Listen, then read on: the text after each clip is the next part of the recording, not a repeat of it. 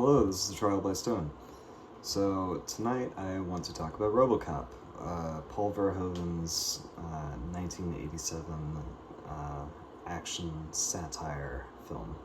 Yeah, it's one of my favorite fucking movies. I've seen this plenty of times now. I just watched it again tonight, and I consider it to be a part of his science fiction action trilogy. I call it Paul Verhoeven's science fiction trilogy of Robocop, Total Recall, and Starship Troopers.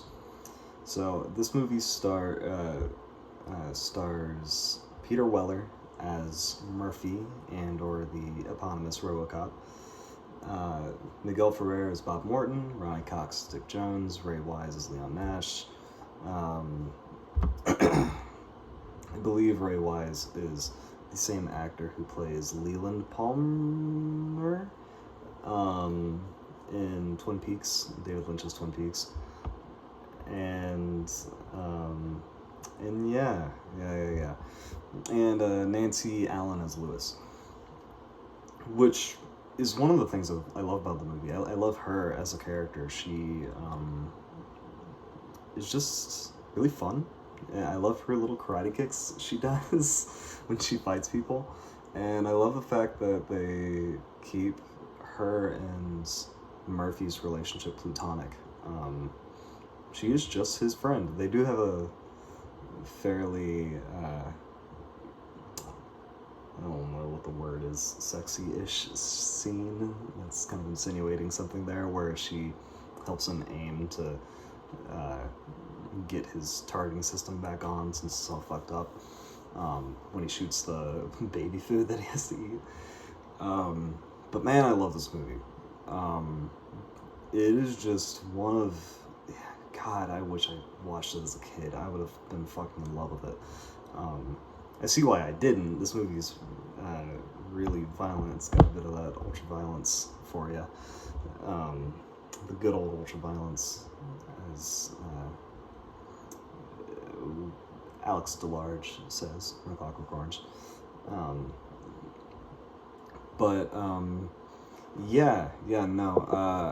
I love this film. The Phil Tippett's go motion, I believe is the correct term for his stop motion technique he uses, is so cool. It's so good. Ed 209 looks so good even today. I love his little lion roar that he does. His like stock lion roar. It's so funny to me. And the way his foot twitches after Murphy shoots him with the giant big ass gun at the end. It's just so cute. I love it. And whenever Robocop turns into stop motion, specifically when he's fighting Ed the first time, it's just so cool. It looks like I'm like when I was a kid and I would bang my action figures together. It's the coolest shit ever, and I love it. And Murphy's great. He is such a great character. I love characters that are these very human people that are turned into something that is no longer considered human, and they're still longing for that humanity. Characters like Swamp Thing, for example, from Alan Moore's run, or another comic book example is Robot Man, which is a little bit more similar, from Doom Patrol, where he's this guy who got in a car wreck, lost everything but his brain, and then his brain was put inside of a robot body, but he feels, or he has he feels everything. Like, he has the urge to feel everything still. He's still, for all intents and purposes, he's still human, but he can't feel, but he feels, you know, like he knows that this was a sensation that he once had, and he can't anymore. It drives him insane. I love characters like that, where Murphy has lost his humanity in a way, and he's still on this hunt for it. Like by the end, when he's sitting at the fire, and he's talking about how he's talking about his wife and what happened to her when he's asking Lewis, and He's like, I feel them, and you just sense that longing in him for what he's lost. And it's so well done. It's really really well handled, and Peter Weller does such a good job at portraying him, especially his anger. I noticed on this viewing where like I love it when he goes back to his house and then he is walking around and then as he starts putting these pieces together, what his life once was, you see him just get visibly angry and he just starts moving way faster and he punches the TV. It's so good, and he's so good in it. And the makeup effects for him too, like his neck looks so freaking cool, and the way his skin is stretched across his face looks so good. To the point where they fucking ripped it off in Guardians 3 with the High Evolutionary. It's and they even make fun of it that they did that.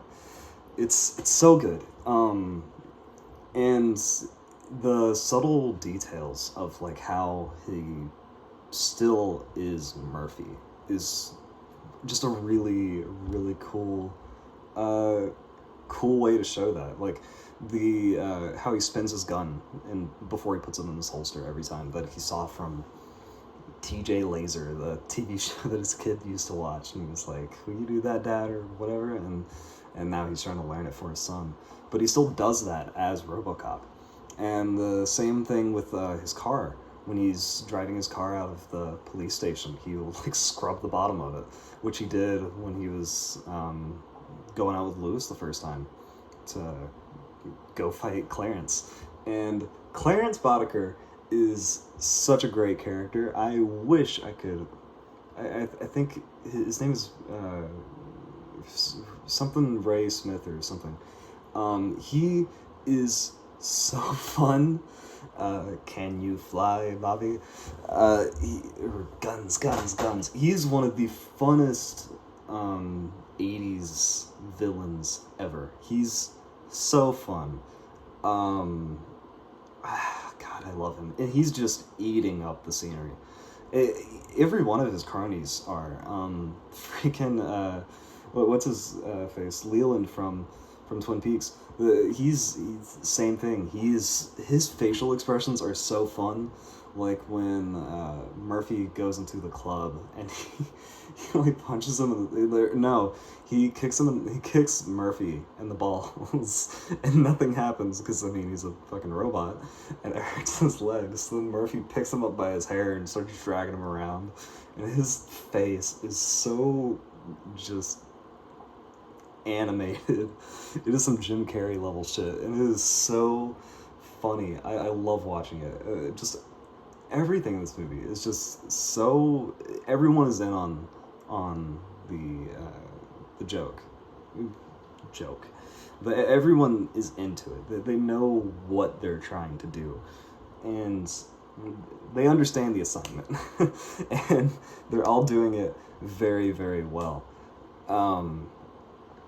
There's so many good things in it. The satire is really, really good. I think it's more for as not subtle as Robocop is. I think it is more subtle compared to something like Starship Troopers. But it's really well handled, talking about big business and corporations and how in this dystopian society that Delta City is, that they will just fucking own everything and be the military, and they say something like that at the end. I think Dick says like, what are you talking about? We are the military or something. We practically are. And it's scary, and it's scary how close to real life that actually is. That you can go into a fucking Walmart and buy a gun. It's scary shit, and it's timely, and it really makes this movie hold up. And on top of that, it's not only critiquing like businesses, but or like companies and capitalism and whatnot. But it's also critiquing police. They because if Robocop is this he is this symbol for like the strength of police, right? And he's this big hulking behemoth, which Murphy was not. Murphy is this skinny ass dude who just signed on to the force, immediately gets fucking murdered in the most brutal way possible, and then is just turned into this perverted version of what the police should be. Like, he's brutal. He's almost like Judge Dredd in a way, where he just takes no answers, kills everyone. Like, and it's man, it's so felt, and the shift between that is, and to be honest, it's not like it is that big of a change. The police were already doing this shit before he was RoboCop in the movie. Like, they were already just murdering people left and right. Like, police brutality does not exist in this universe because it's the regular. And it's fascinating. It's fascinating and scary how real it is. And it's definitely critiquing it because, I mean, they aren't doing their job right. like even with, I mean, sure, I guess you could blame OCP, the company that owns the police, but they are still, like, crime is crazy, which is why they even need a RoboCop. And when RoboCop comes up, it starts to help a little bit, and then you just have the business who created them fucking it all up. So I don't know. It's fascinating, but off of the satire, just other things I love about the movie, like the matte paintings that they use for OCP, really show. It really accentuates how dystopian it looks. It's very industrial. It's really really cool, which all culminates in this like industrial battleground for the last 50 minutes of the movie, where he fights Clarence and fucking Leland drops the giant pile of rubble on Murphy, which looks so cool. The fact that they use a dummy for that scene just makes it look so good. I remember the first time I watched it, it was like, how did they do that? They just dropped this giant fucking metal thing on my man. like what did they do? And I like that a lot of different, like, the kind of what I was saying with like the police versus versus OCP is no one is necessarily a good guy. Like, even Bob Morton, who seems like he's he's a better guy than Dick Jones. Like, he's not, like, he didn't create Ed 209, and the first introduction of Dick is he's like, hey, I have this new robot, and then it shoots a guy and kills him immediately, which is really funny because, like, the very next scene, the boss who controls OCP is like, he's not worried about the guy at all, who literally just died and is bleeding out like 10 feet away from him, and he's like, man, you know how much money this is going to cost us? You're going to get fired for this. It's and then Bob is like, well, actually, I've got RoboCop, and yeah, so you would think that Bob is like more of an okay guy, but like, even he is just, he's just terrible. Like, in the opening scene with that, he's just completely kissing the boss's ass. Like, he's just and I keep calling him the boss because I think in the credits his name is like the man or something. It's something weird like that. He doesn't have like a name. But he is just completely kissing his ass the whole time, and like, he goes so far as to remove Murphy's arm when they're turning him into RoboCop. He's not a good guy either. No one's a good guy. No, there are no good guys in Delta City. Everyone sucks.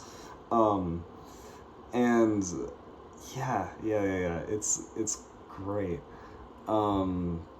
there are other things like just funny things because this movie is pretty goofy too. It's pretty cheesy.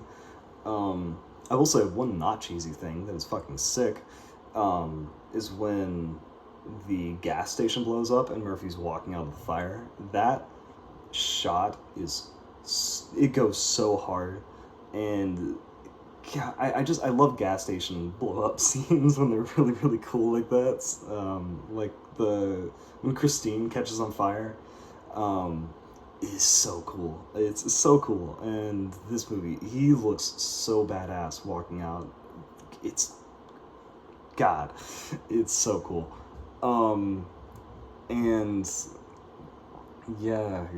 Where was I going? I am totally rambling like I do with all of these. So, and I do have a little bit of notes for this one, but because I decided to take notes while I was watching this time, but I am still kind of winging it, just so you know.